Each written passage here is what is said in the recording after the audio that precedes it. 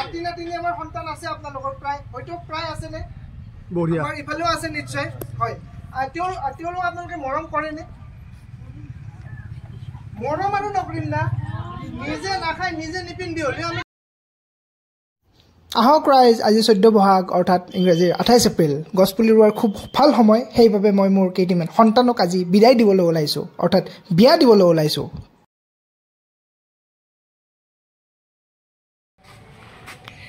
এই যাব ওলাইছোঁ আজি দুজন সন্তানক গোটাবলৈ কৈৰাৰা গাঁৱত বিহুৰ এটা আমন্ত্ৰণ আছে আচ্ছা বাইদেউসকল নাতি নাতিনী আমাৰ সন্তান আছে আপোনালোকৰ প্ৰায় হয়তো প্ৰায় আছে নে বঢ়িয়া আমাৰ ইফালেও আছে নিশ্চয় হয় তেওঁলোক আপোনালোকে মৰম কৰেনে মৰম আৰু নকৰিম না নিজে নাখাই নিজে নিপিন্ধি হ'লেও আমি তেওঁলোকে কেনেকৈ মই এতিয়া আৰু এটা কথা মই আপোনালোকৰ মত বিনিময় দিয়ক এইটো মই কোনো বক্তব্য দিব অহা নাই মই কোনো বিশেষ ব্যক্তিও নহয় জাষ্ট আজি 12 বছৰ ধৰি প্ৰকৃতি সংৰক্ষণৰ লগত জড়িত হৈ আছোঁ সেইকাৰণে মোৰ মনৰ ভাৱখিনি আপোনালোকৰ লগত মত বিনিময় কৰিব বিচাৰিছোঁ বিষয় এইটোৱে যে আজি আমাৰ খেতি পথাৰত কেঁচে নোহোৱা হৈছে গম পায়নে কেঁচু নোহোৱা হৈছে থলুৱা মাছ 1 এপ্ৰিলৰ পৰা 15 জুলাইলৈকে মাছ আমি চিকাৰ কৰিব নালাগে বনৰীয়া মাছ কিন্তু এইখিনি সময়তে আমি মাছবিলাক হত্যা কৰোঁ বগলী হালগিলা আকৌ নহয় হালগিলা নাই সপোন নাই গতিকে বস্তুবিলাক যদি এনেকৈ চলি থাকে এওঁলোক যেতিয়া আমাৰ ইমান বয়সত ডাঙৰ হ'ব আমাৰ সৰু সৰু ল'ৰা ছোৱালীকেইটা কেতিয়াবা পৃথিৱীৰ পৰিৱেশটো কি হয় কথাটো মই নকওঁৱেই গছ গছনি কমি আছে নে বাঢ়ি আছে কি ভাবে আপোনালোকে কওকচোন কমি আছে যদি এনেকৈ আমাৰ পৰিৱেশটো গতি কৰি থাকে তেতিয়াহ'লে আমাৰ মই যে প্ৰথমতে সুধিলোঁ যে নিজৰ সন্তানক ভাল পায়নে নিজৰ সন্তানক আমি চবেই ভাল পাওঁ নিজতকৈ বেছি ভাল পাওঁ কিন্তু ভাল পোৱাৰ উদ্দেশ্য এইটো নহয় যে তেওঁক বিহুৱে যে ভাল কাপোৰ এযোৰ কিনি দিছোঁ ভাল স্কুল এখনত পঢ়াইছোঁ ভাল খোৱা বস্তু এটা দিছোঁ সেইটোও হয় কিন্তু সেইটোৰ লগত চবতকৈ ইম্পৰ্টেণ্ট হ'ল তেওঁলোকে পৃথিৱীত জীয়াই থকাৰ যিটো পাৰিপাৰ্শ্বিক ভাৰসাম্যতা সেইটো কিন্তু ভালে ৰাখিবই লাগিব বৃক্ষৰোপণ কাৰ্যসূচীটো বহুত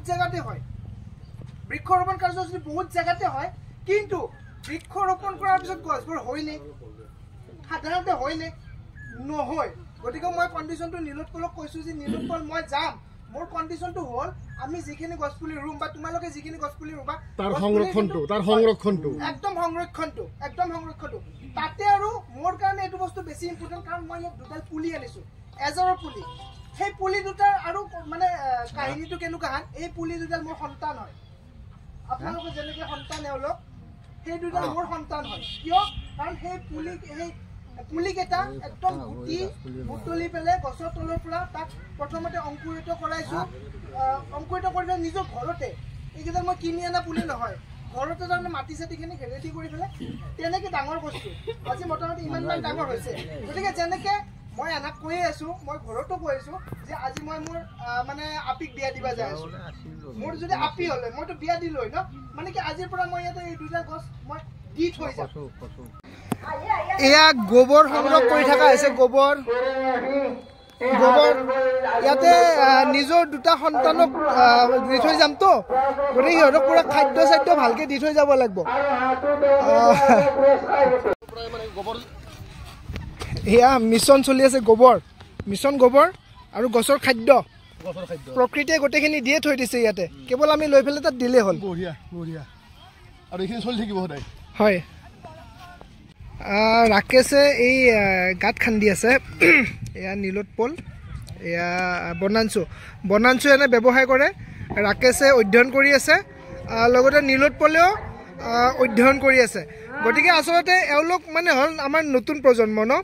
গতিকে এওঁলোকে আমাৰ এই যিটো মানে পদক্ষেপ লৈছে মানে বহুত মানে এটা শলাগ ল'বলগীয়া আৰু এতিয়ালৈকে যিখিনি কৈছে মই এওঁলোকক যেনেকৈ কৈছিলোঁ যে মানে কি গছখিনি আমি এনে গছ ৰুওঁ সচৰাচৰ কিন্তু গছ ৰুলে গছখিনি সাধাৰণতে নহয় গতিকে এওঁলোকক মই কালি নীলোৎপলে যেতিয়া মোক ফোন কৰিছিল মই এটা কণ্ডিশ্যন দি দিছিলোঁ যে বৃক্ষৰোপণ কাৰ্যসূচীত এনে খুব কম যাওঁ কিন্তু যাম কণ্ডিশ্যন আছে কণ্ডিশ্যন হ'ল যে গছখিনি ৰুলে নহ'ব গছখিনি হ'ব লাগিব আৰু এওঁলোকে মোক যি হিচাপত কৈছিল সেই হিচাপতে মানে গছখিনি মানে প্ৰস্তুতিখিনি কৰিছে গোবৰ চোবৰ আনিছে খুব ধুনীয়া নেট আনিছে আজি বিদায় দিলোঁ আৰু ছোৱালীক বিদায় দিলোঁ এই তাৰে প্ৰস্তুতি চলি আছে এয়া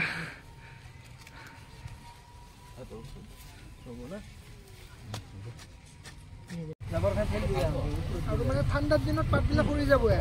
আচ্ছা গৰমৰ দিনত আহিব গৰমৰ দিনত আহিব ফেচিছ মানে সিজনে আৰু যিটো বস্তু লাগে কাৰণ ঠাণ্ডাৰ দিনত আপোনাৰ ৰ'দটো কমি যায় না ৰ'দটো কমি যায় গতিকে মাটি মানে তলৰ হেৰিত ৰ'দটো প্ৰয়োজন হয় সেইকাৰণে সি কমি নোহোৱা হৈ যায় আৰু যেতিয়া দৰকাৰ হয় তেতিয়া ভোক লাগলি দিয়ে আৰু এই গছডালৰ আপোনাৰ ইংলিছ নামটো হ'ল pride of India ride of India pride of India pride ইণ্ডিয়াৰ প্ৰাইড অলপ পানী দিয়া এজাৰ গছ পুলি এটা ৰোৱা গ'ল ইয়াতে ডাঙৰ এজাৰ আৰু এজাৰ ফুলে বসন্ততে এজাৰ ফুলা দেখি বেজাৰ কিয় কৰ মাজনী ও এজাৰ ফুলা দেখি তই বেজাৰ কিয় কৰ মোৰ দেহি ঐ আয়া সকলে